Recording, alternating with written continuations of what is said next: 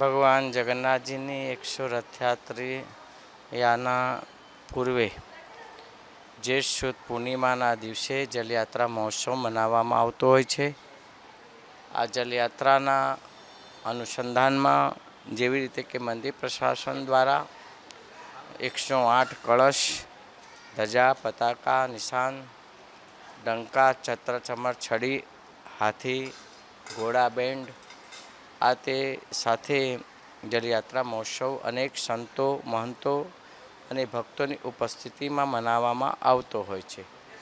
અને આ વર્ષે પણ એ રીતે મનાવવામાં આવશે। મંદિર દ્વારા જળયાત્રાને લગતી તમામ તૈયારીઓ મંદિર દ્વારા શરૂ કરી દેવામાં આવી છે। જગન્નાથજીની જે જળયાત્રા છે તેમાં 108 કળશનું રંગરોગન થાય છે અને તેને સુશોભિત કરવામાં આવે છે।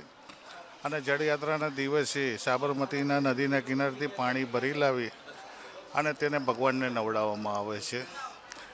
જે આ 108 કળશને રંગરોગન કરવામાં આવે છે તેમાં અમારો ઉત્સાહ એક અલગ જ પ્રકારનો હોય છે અને એમાં અમારા દરેક કારીગરો સહભાગી છે અને આ આનંદની લાગણી ખૂબ જ મહત્ત્વની હોય છે જે વ્યક્ત નથી કરી શકાતી।